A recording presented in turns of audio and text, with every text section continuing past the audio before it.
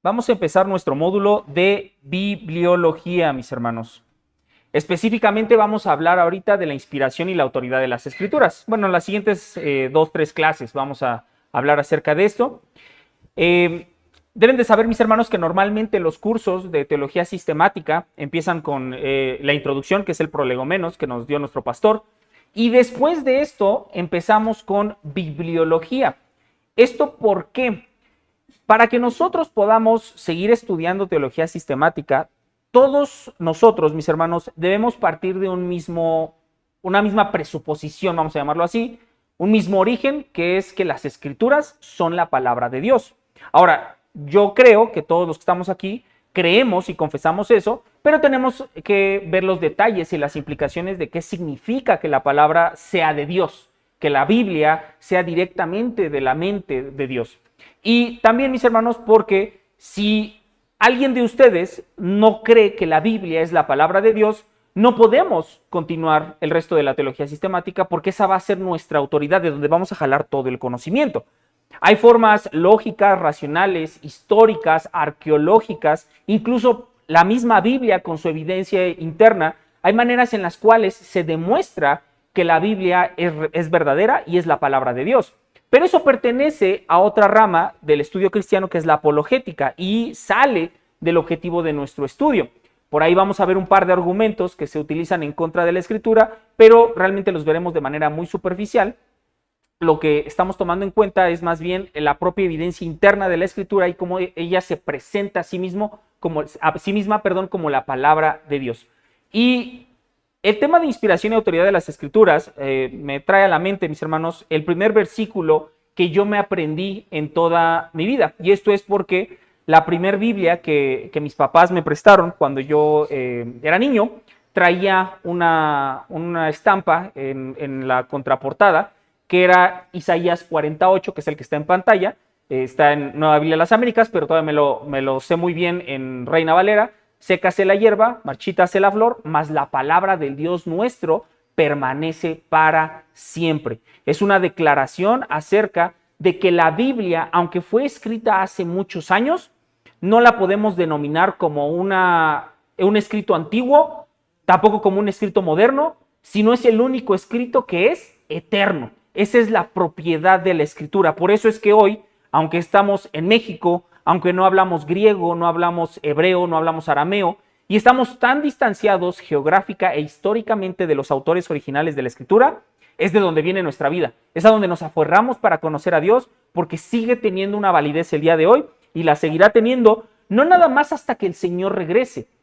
Si no te gusta estudiar la Biblia ahorita, no sé entonces realmente por qué te emociona el cielo, porque eso vas a seguir haciendo en la eternidad futura, ya sin el cansancio, sin el sueño, sin el aburrimiento que produce nuestro cuerpo caído. Entonces, la palabra del Dios nuestro permanece para siempre. Entonces, nosotros como iglesia, mis hermanos, por las necesidades específicas de la congregación, no empezamos con bibliología, empezamos con eclesiología. Esto es porque, precisamente por ya nuestro contexto particular, bueno, pues este año, la primera mitad del año, teníamos este proyecto, esta necesidad de cumplir la ordenanza de Dios de los bautizos, que eso fue el fin de semana pasado. Y ahora, la segunda mitad del año, nos proyectamos para empezar el proceso de membresía de nuestra iglesia. Y para que podamos hacer eso, primero necesitamos conocer las bases bíblicas, y por eso fue que dimos eclesiología primero. Pero ahora sí, vamos a retomar el orden que se da en los seminarios de teología sistemática con bibliología. Entonces, la primera pregunta que nos tenemos que hacer y que yo les hago, mis hermanos, es: ¿qué es la Biblia? La palabra de Dios, excelente. ¿Alguien más puede aportar algo más? El pan de vida, ok. La palabra de Dios escrita, excelente. Todos van por el mismo hilo y es correcto. La Biblia es la revelación escrita, porque no nada más Dios se revela a través de la escritura, pero específicamente la Biblia es la revelación escrita de Dios para la humanidad. Tiene un público específico en su momento, por eso es que cada vez que leemos nosotros la escritura tenemos que determinar quiénes fueron los destinatarios originales, pero también se proyecta al resto de la humanidad. Y eso es lo interesante, mis hermanos. Por eso es la necesidad de todos nosotros, ahora que contamos con la Escritura, de proclamar este mensaje a todo ser humano. Porque todo ser humano será juzgado en base a lo que está en la Escritura, aunque no lo conozca. El no conocer la ley no te exime de cumplirla. Entonces, es para la humanidad, no nada más para los cristianos, no nada más para los pastores, no nada más para los académicos, es para toda la humanidad. El apologista C.S. Lewis, de hecho, comenta con respecto a la educación cristiana que es un término que en sí mismo es como, es reiterativo, porque el cristianismo mismo es una educación. La Biblia ha sido el instrumento, aún históricamente, mis hermanos, la Biblia ha sido el instrumento principal por el cual el ser humano pasó de no saber leer a saber leer en muchas civilizaciones y en muchos momentos de la historia. Porque, y mis hermanos, sé que habemos de muchos trasfondos en términos culturales y académicos, pero todo aquel que es llamado a salvación no tiene pretexto de es que a mí no se me da el leer, a mí no se me da entender las letras. No se puede. Uno, ¿por qué? Uno, porque tu vida depende de ello. Y por eso está la iglesia, para entrenarte, para equiparte a que lo puedas hacer en excelencia. Pero por el otro lado, mis hermanos, porque la Biblia es el único libro que no nada más se requiere el intelecto, sea mucho, sea poco, sea el que tenga, ese intelecto requiere estar iluminado por el Espíritu Santo. Y ese, no importa tu nivel de escolaridad, ese lo tienes si eres salvo. Y el mismo Espíritu Santo, este es el ejemplo que me gusta dar, el mismo Espíritu Santo que llevó a hombres iletrados, pescadores, a escribir letras y cartas del Nuevo Testamento, es el mismo Espíritu Santo que tienes tú, que te va a llevar a entender la Escritura. Entonces, por eso es que es correcto que nosotros motivemos, propiciemos que cada cristiano tenga las herramientas para que pueda estudiar la Escritura.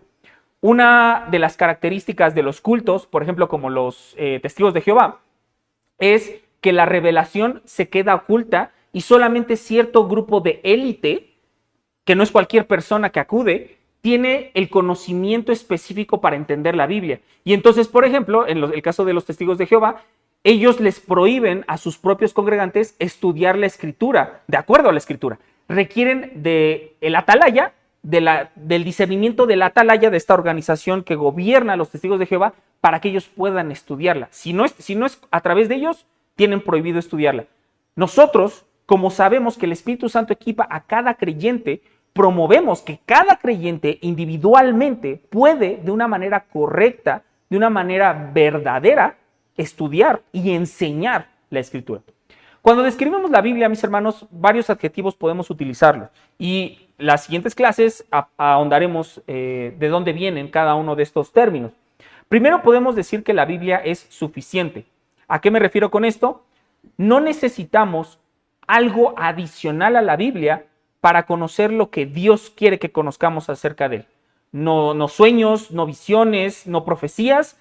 La Biblia es suficiente. En el momento en el que yo requiera de que alguien me diga una profecía o de que yo sueñe algo, entonces estoy negando la suficiencia de la Escritura.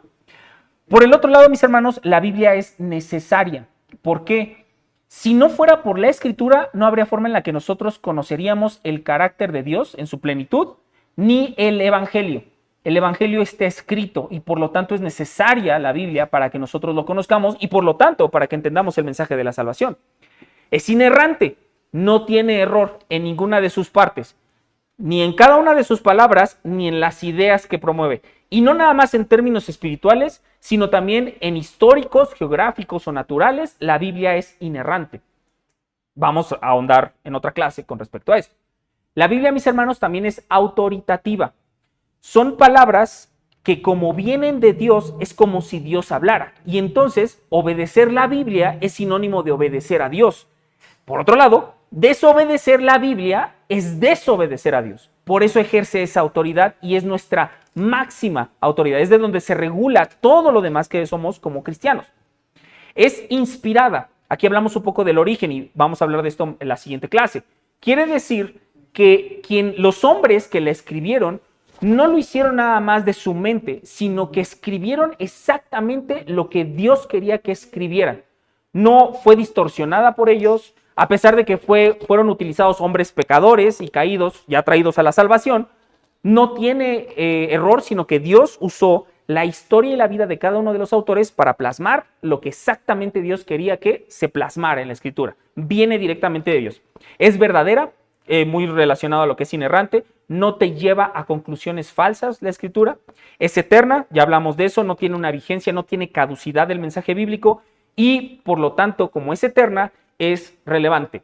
Sí tiene, algunos libros, los más antiguos, tienen más de 1000 años de haber sido escritos. De personas, sociedades o civilizaciones que actualmente ya no existen. No por eso quiere decir que no es vigente el día de hoy. Como te comenté, no hablamos griego, no hablamos hebreo, y aún así la Biblia gobierna, tiene autoridad sobre la vida de cada ser humano, no nada más de los cristianos. Aún no profeses al Dios de la Biblia tiene control sobre ti y te será demandada la obediencia a aquello a lo que no conoces. Entonces, conócela.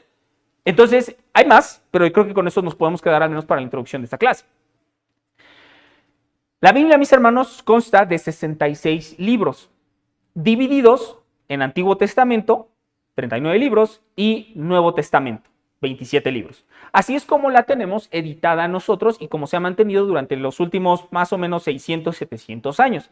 Aquí es muy importante saber que esa división de los libros y del Antiguo y Nuevo Testamento, esa parte no es inspirada, solamente es una edición para que sea más fácil para nosotros el consultarla. De igual manera, por ejemplo, los versículos, capítulos y versículos y las pericopas de tu Biblia, que son los titulitos que tiene la Escritura, esos tampoco son inspirados. Son ayudas editoriales para que nosotros podamos manejarla, navegarla mejor. Pero en tu Biblia, en la versión que tengas, así es como lo vamos a encontrar dividido. Cuando vemos, por ejemplo, las escrituras en el lenguaje hebreo, vamos a encontrar que hay libros que no son dos, sino que están juntos. Por ejemplo, el libro de Reyes. Ellos no tienen primero y segundo de Reyes, es un solo libro. Por eso es que si tú ves una Biblia hebrea, va a tener menos libros, no porque tenga menos contenido, sino porque hay libros que están unidos. Pero bueno, nosotros la dividimos así. Un punto muy importante es que no fue escrita en español. El idioma original es hebreo del Antiguo Testamento, unas porciones en arameo. La porción más larga de toda la escritura que está en arameo es el libro de Daniel, y en tu clase de teología bíblica de los viernes, cuando llegues a ese libro, va a ser importante el saber de dónde viene el arameo y por qué de repente hay arameo en la Biblia. Y el Nuevo Testamento está en griego, un griego que se le denomina koiné, que es el griego común de la época en la que se escribió. Ok. Vamos a hablar, mis hermanos, del canon de las escrituras, del contenido que tiene tu Biblia. El canon, o la palabra canon, quiere decir como regla, como un instrumento en el que se basa o en el que mides lo demás. Y se refiere precisamente a qué está dentro de la escritura y qué no está dentro de la escritura. Y si de niño acudiste a escuela dominical, o si estás viniendo los viernes a teología bíblica, seguramente esta parte te la sabes. Vamos a empezar con el Antiguo Testamento. Y empieza con 5 libros: Génesis, Éxodo, Levítico, Números, Deuteronomio. ¿Cómo se le llama a esos 5 libros? Nada más escuché. Pentateuco. ¿Qué quiere decir? 5 libros. Los 5 libros que escribió Moisés, los 5 libros de la ley. Esa es la primera división. Después viene los libros de Josué, Jueces, Ruth, Samuel, Reyes, Crónicas, Esdras, Nehemías y Esther. ¿A esos cómo se les llama? Históricos, así es, porque nos rinden cuentas de cómo va evolucionando la historia de la nación de Israel, que empieza Dios a establecer desde Génesis.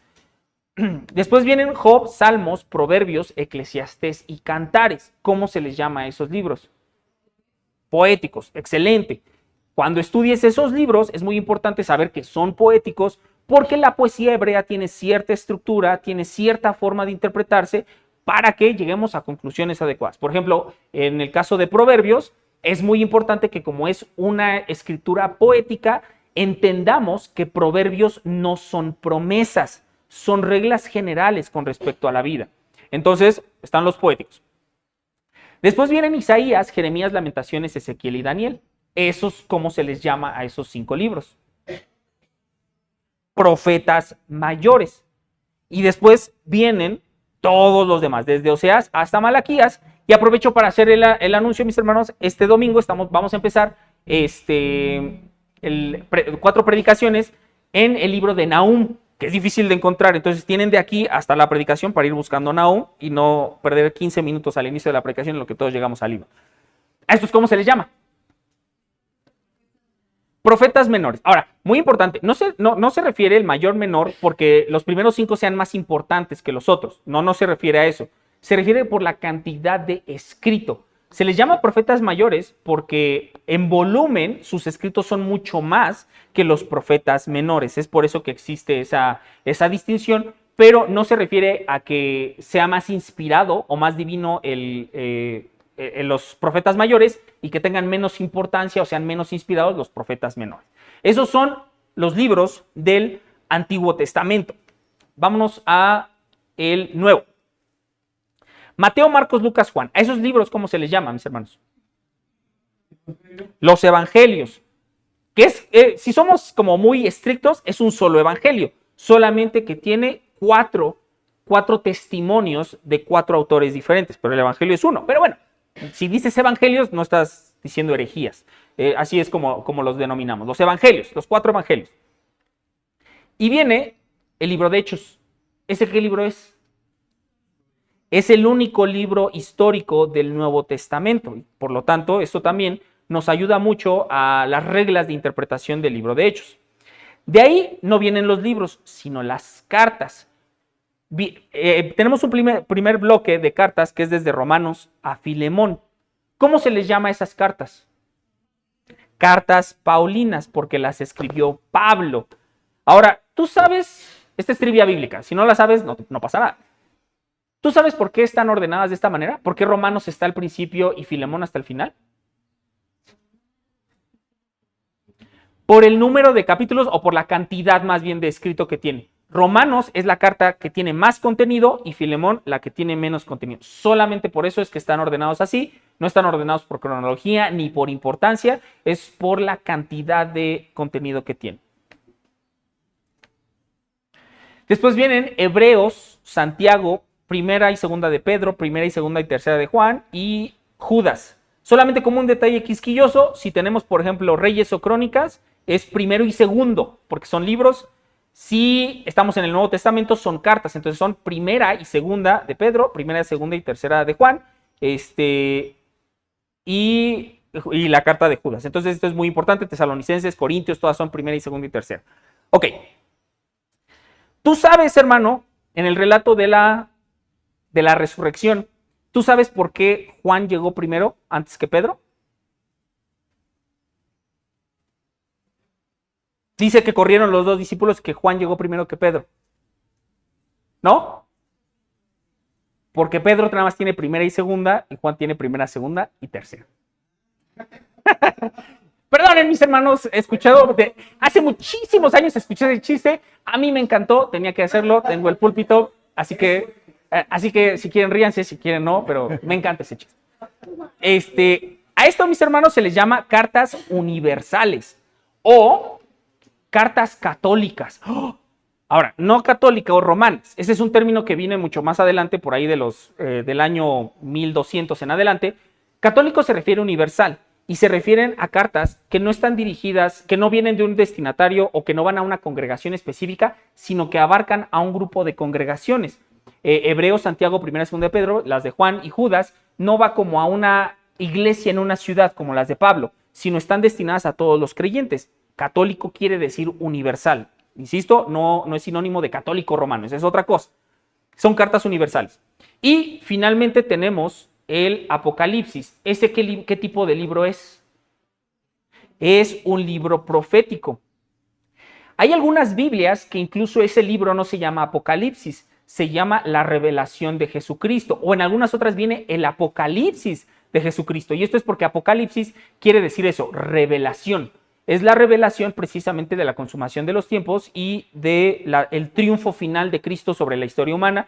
Es el único libro profético de todo el Nuevo Testamento, lo cual conlleva un gran desafío de interpretación, Porque cuando vemos las profecías del Antiguo Testamento, la gran mayoría de ellas ya fue cumplida en el Nuevo Testamento. Hay algunas pendientes, pero Apocalipsis es un libro muy especial porque es una profecía que todavía no se cumple. Entonces, en su gran mayoría, hay cosas que ya se cumplieron, hay cosas que están por cumplirse. Entonces, por eso es que es tan difícil estudiar el libro de Apocalipsis. ¿Dudas? ¿Preguntas, mis hermanos? ¿Comentarios? Excelente. Adelante, pastor, por favor. Aquí yo creo que mucho de esta estructura, pues muchos ya la conocemos. Creo que algo que es relevante es que la Biblia no fue ordenada arbitrariamente. Todo tiene un orden, todo tiene por qué.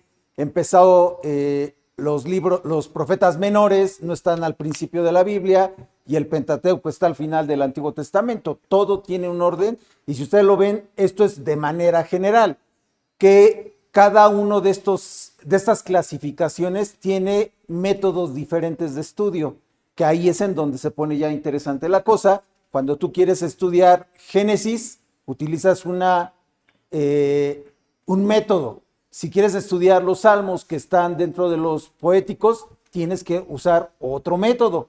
Eso, por ejemplo, se estudia en hermenéutica y en exégesis. Son las formas en cómo estudiar cada tipo de los libros que tiene la Biblia, ¿no? Pero eso, bueno, pues lo iremos conociendo poco a poco. Así es.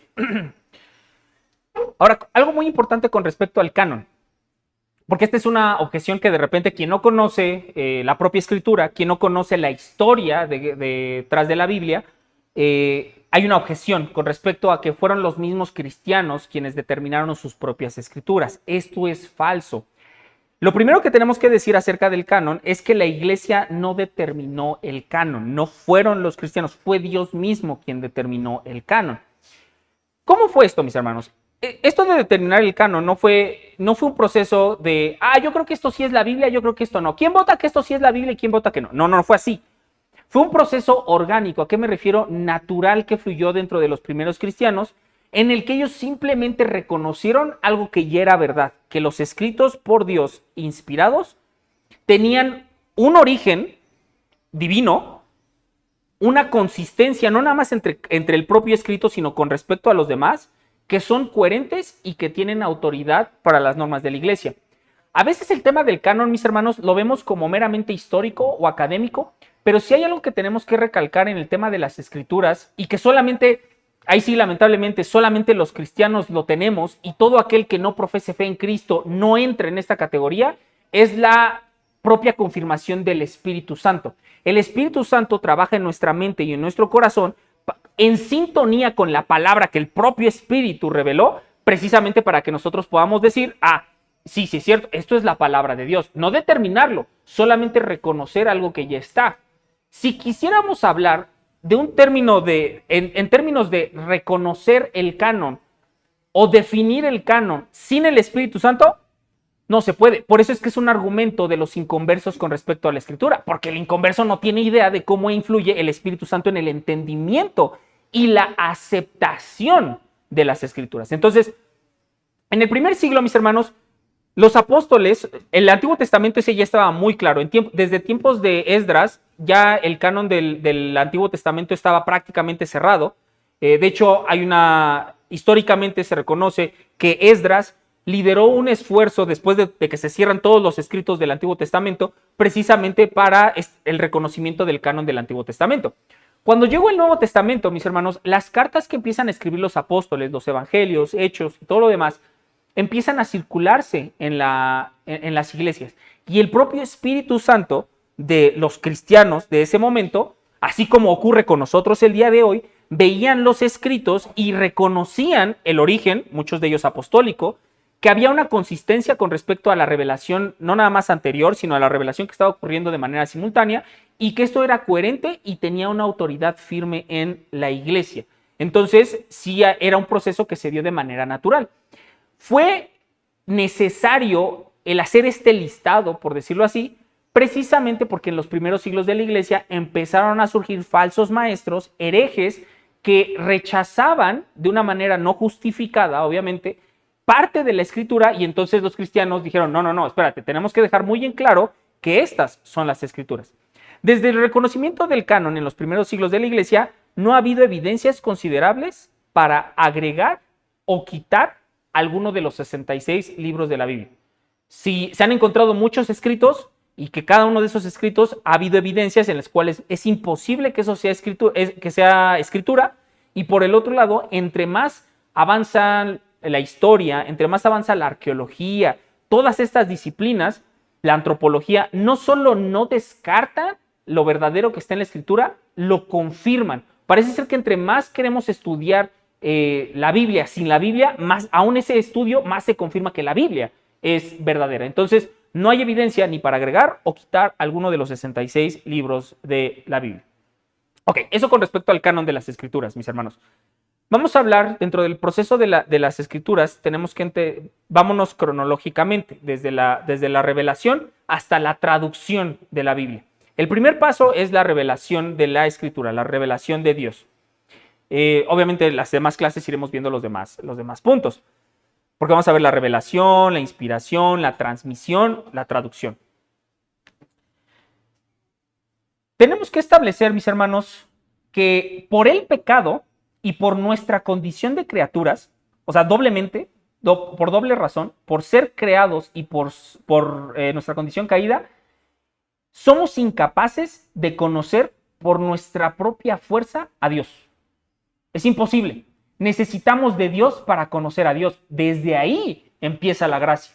Desde antes de que seamos salvos, la gracia es simplemente que Dios se permita ser conocido por el ser humano, aun sea para condenación. Aun si Dios te condena al infierno, tuviste la gracia de que Dios se dio a conocer a ti como Dios vengador y condenador, pero se dio a conocer. Él no tendría, por tu pecado, no tendría por qué ni dirigirte la mirada. Y aún así lo hizo.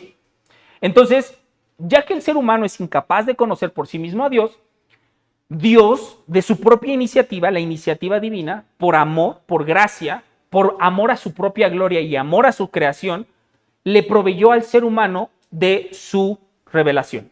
Y aquí, mis hermanos, es donde quiero que todos nos vayamos a Salmo 19, al Salmo 19, que es el salmo que nos ayuda mucho precisamente para entender, 1, la revelación general, 2, la revelación específica, que se habló algo de eso en Prolegómenos, pero vamos a, de todas maneras, detallarlo un poco más.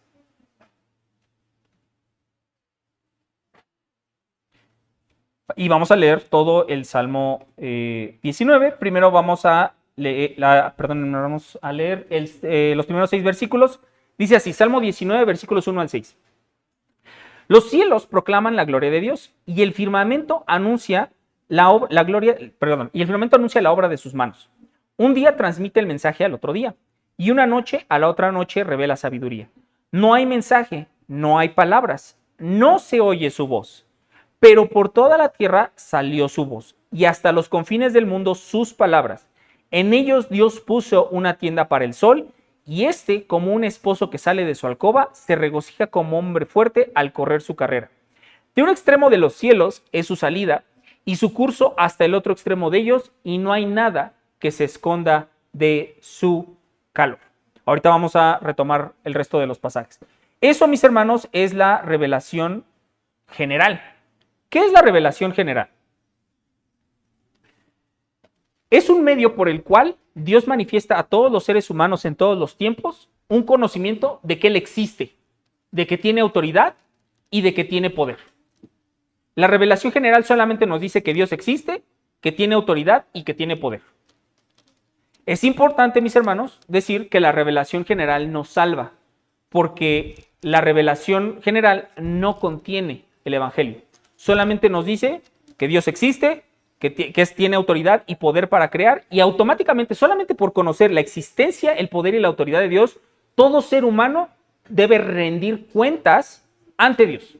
Por eso, mis hermanos, es que cuando vemos en Génesis que Dios crea en 7 días la creación, la mente caída y la mente humana prefiere desarrollar cualquier otra idea de cómo se originó todo, excepto que hay un creador, porque en cuanto hay un creador, automáticamente nosotros nos debemos a él, y ese es un precio muy caro que el ser humano no quiere pagar, porque entonces implica que llevas N cantidad de años viviendo tu vida de una manera totalmente ajena al que creó la vida.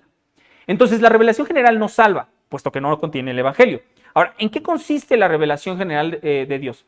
Ya vimos ahorita en Salmo 19 la creación. Ese mismo salmo, mis hermanos, dice: los cielos proclaman la gloria de Dios y el firmamento anuncia la obra de sus manos. Nosotros, al estar en contacto con lo creado, automáticamente es información suficiente para saber que Dios existe. El pecado entenebra y oscurece nuestro corazón y preferimos intercambiar la verdad por la mentira. Y en vez de adorar al Creador, adorar a la criatura, que de hecho es lo que habla Romanos 1. Por favor, acompáñame a Romanos 1. Romanos 1, versículos 18 al 23. Dice así: porque la ira de Dios se revela desde el cielo contra toda impiedad e injusticia de los hombres, que con injusticia restringen la verdad. Pero lo que se conoce acerca de Dios es evidente dentro de ellos, pues Dios se lo hizo evidente, porque desde la creación del mundo, sus atributos invisibles, su eterno poder y divinidad se han visto con toda claridad, siendo entendidos por medio de lo creado, de manera que ellos no tienen excusa. Pues aunque conocían a Dios, no lo honraron como a Dios ni le dieron gracias, sino que se hicieron vanos en sus razonamientos y su necio corazón fue entenebrecido. Profesando ser sabios, se volvieron necios y cambiaron la gloria del Dios incorruptible por una imagen en forma de hombre corruptible, de aves, de cuadrúpedos y de reptiles. Cada vez que el ser humano ve el cielo, siente el aire, ve un perro de la calle o el musgo, el pasto que crece en la banqueta, ya tiene suficiente evidencia de que Dios existe y que Dios lo creó todo. Dice por ahí el pastor Sugel Michelén que si los ateos dicen que no creen en Dios, por la Biblia podemos decir que no creo en los ateos. Está cauterizada su conciencia, pero ya tienen el conocimiento acerca del poder creador de Dios. Entonces, ese es uno. Y ahí mismo Romanos nos detalla otra revelación, otro aspecto de la revelación general, que es la conciencia humana. Vámonos a Romanos capítulo 2, versículos 11 al 16.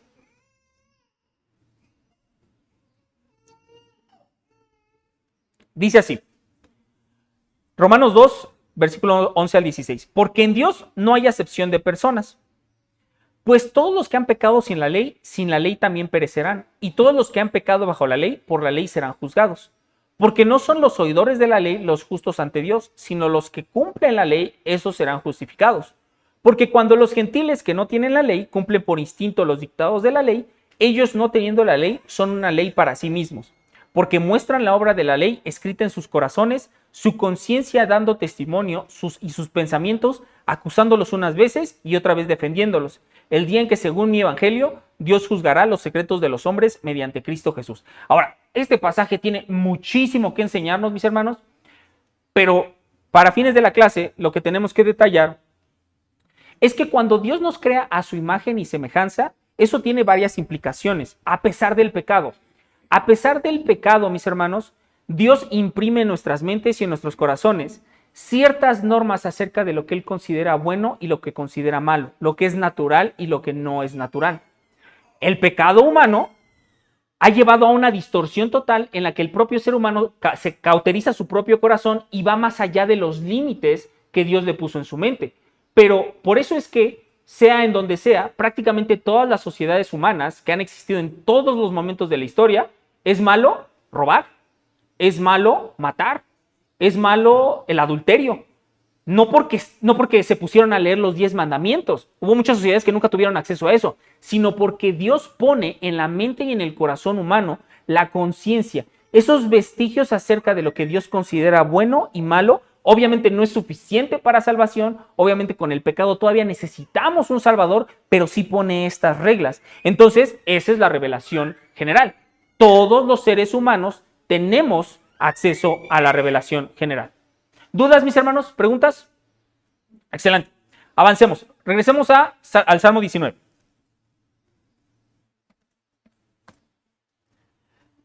Dice a partir del versículo 7 y hasta que termine en el versículo 14. La ley del Señor es perfecta, que restaura el alma.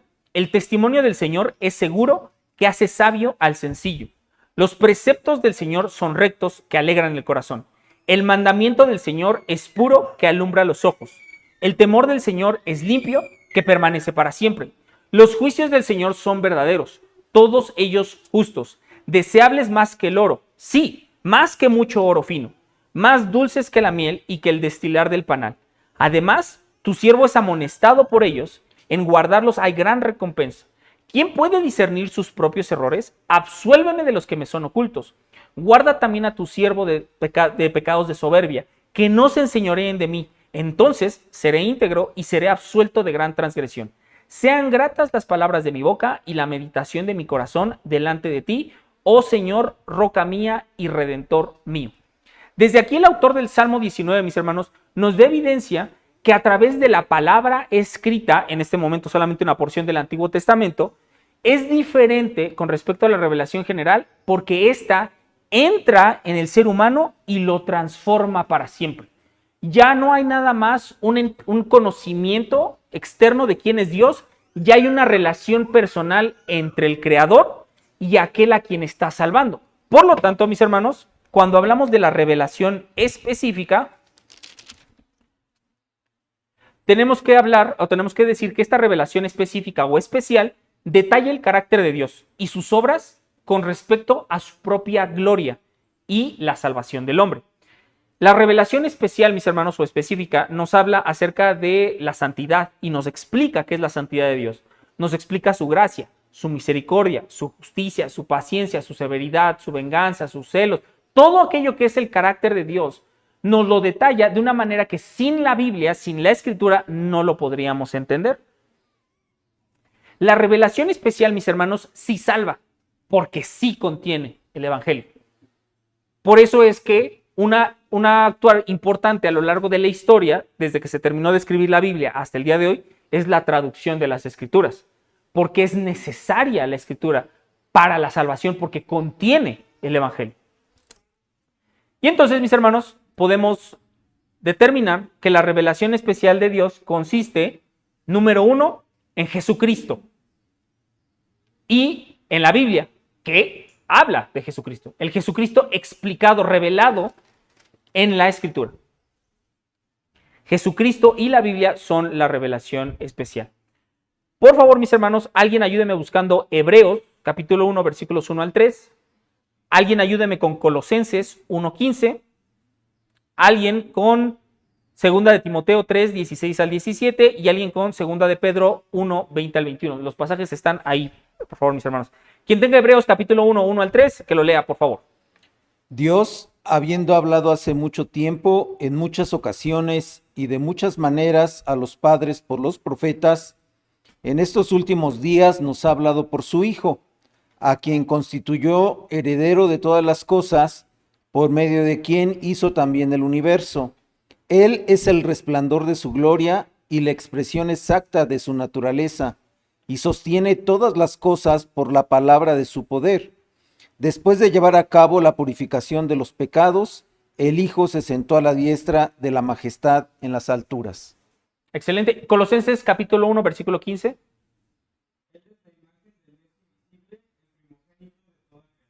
Así es. Dios decide que la manera en la que se va a presentar ante la humanidad es a través de Jesucristo.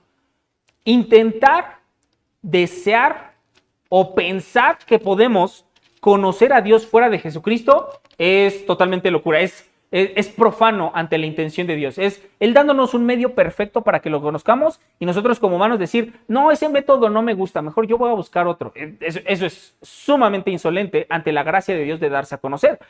Y obviamente Jesucristo, por lo tanto, es el eje en el cual gira y en el cual se interpreta toda la Escritura. Si por alguna razón leer la Escritura no te lleva a Cristo, no sé qué estés haciendo mal, pero estás haciendo muy mal, porque toda la Escritura apunta o emana de Cristo. ¿Qué dice 2 de Timoteo capítulo 3 versículos 16 y 17? Toda escritura es inspirada por Dios y útil para enseñar, para reprender, para corregir, para instruir en justicia, a fin de que el hombre de Dios sea perfecto, equipado para toda buena obra. Excelente. Y 2 de Pedro capítulo 1 versículos 20 al 21.